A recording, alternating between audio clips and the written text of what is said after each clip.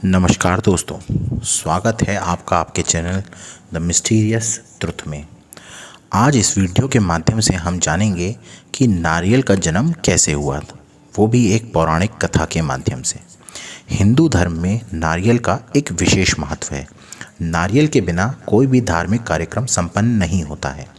नारियल से जुड़ी एक पौराणिक कथा भी प्रचलित है, जिसके अनुसार नारियल का इस धरती पर अवतरण ऋषि विश्वामित्र द्वारा किया गया है।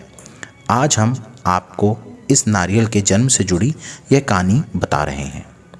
यह कहानी प्राचीन काल के एक राजा सत्यव्रत से जुड़ी हुई है। सत्यव्रत एक प्रतापी राजा था, जिनका ईश्वर में संपूर्ण विश्वास था। उनके पास सब कुछ था, लेकिन उनके मन की एक इच्छा थी जिसे वो किसी भी रूप में पूरा करना चाहते थे। वो चाहते थे कि किसी भी प्रकार से पृथ्वी लोक से स्वर्गलोक जा सकें। स्वर्गलोक की सुंदरता उन्हें अपनी ओर आकर्षित करती थी, किंतु वहाँ कैसे जाना है यह सत्यव्रत राजा को नहीं पता था। एक बार ऋषि विश्वामित्र तपस्या करने के लिए अपने घर से काफ़ी दूर निकल गए और लंबे समय तक वापस नहीं आए। उनकी अनुपस्थिति में क्षेत्र में सूखा पड़ गया और उनके परिवार वाले भूख प्यास से भटकने लगे। तब राजा सत्यव्रत ने उनके परिवार की सहायता की और उनकी देखरेख की जिम्मेदारी भी ले ली। जब ऋषि विश्वामित्र वापस लौटे तो उन्हें परिवार वालों ने राजा की अच्छाई बताई। वो राजा से मिलने उनके दरबार पहुँचे, जहाँ उनका धन्यवाद किया। शुक्रिया के रूप में राजा ने ऋषि विश्वामित्र द्वारा उन्हें एक वर देने के लिए निवेदन किया। ऋषि विश्वामित्र ने उन्हें वह आज्ञा दे दी। तब राजा बोले कि वह स्वर्गलोक जाना चाहते हैं, तो क्या ऋषि विश्वामित्र अपनी शक्तियों के सहारा लेकर उन्हें स्वर्ग जाने के लिए रास्ता दिखा सकते हैं और उनके लिए मार्ग बना सकते हैं? अपने परिवार की सहायता का उपकार मानते हुए ऋषि विश्वामित्र ने जल्द ही एक ऐसा मार्ग तैयार किया जो सीधा स्वर्गलोक को जाता था। राजा सत्यव्रत खुश हो गए और इस मार्ग पर चलते हुए जैसे ही स्वर्गलोक के पास पहुँचे तो स्वर्गलोक के देवता इंद्र ने उन्हें नीचे की ओर ढकेल दिया। धरती पर गिरते ही राजा ऋषि विश्वामित्र के पास पहुँचे और रोते हुए सारी घटना का वर्णन करने लगे। देवताओं के इस प्रकार के व्यवहार को देखकर ऋषि विश्वामित्र भी काफ़ी क्रोधित हो गए, परंतु अंत में स्वर्गलोक के देवताओं से वार्तालाप करके आपसी सहमति से एक हल निकाला।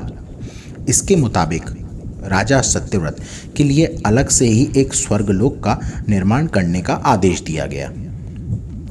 ये नया स्वर्गलोक पृथ्वी एवं असली स्वर्गलोक के मध्य में स्थित होगा, ताकि ना ही राजा को कोई परेशानी हो और ना ही देवी देवताओं को किसी कठिनाई का सामना करना पड़े। राजा सत्यव्रत भी इस सुझाव से बेहद प्रसन्न हुए, किंतु ना जाने ऋषि विश्वामित्र को एक चिंता ने घेरा हुआ था। उन्हें यह बात की चिंता थी, यह बात उनको सता रही थी कि धरती और स्वर्गलोक के बीच होने के कारण कहीं हवा के जोर से यह नया स्वर्गलोक डगमगा ना जाए। यदि ऐसा हुआ तो राजा फिर से ही धरती पर आकर गिर पड़ेंगे। इसका हल निकालने के लिए ऋषि विश्वामित्र ने एक नए स्वर्गलोक के ठीक नीचे एक खंभे का निर्माण किया, जिससे उसे सहारा दिया। माना जाता है कि यह खंभा समय आने पर एक पेड़ के मोटे तने के रूप में बदल गया और राजा सत्यव्रत का जो सर है वह फल बन गया। इसी पेड़ के तने को नारियल के पेड़ और राजा के सर को नारियल कहा जाने लगा। इसलिए आज के समय में भी नारियल का पेड़ काफ़ी ऊंचाई पर लगा होता है। इस कथा के अनुसार सत्यव्रत को समय आने पर एक ऐसे व्यक्ति की उपाधि दी गई जो ना ही इधर का और ना ही उधर का, यानी कि ऐसा इंसान जो दो धुरों में बटा हुआ है और लटका हुआ है। यह थी राजा सत्यव्रत की कहानी और नारियल का जन्म कैसे हुआ। कैसी लगी दोस्तों आपको यह जानकारी?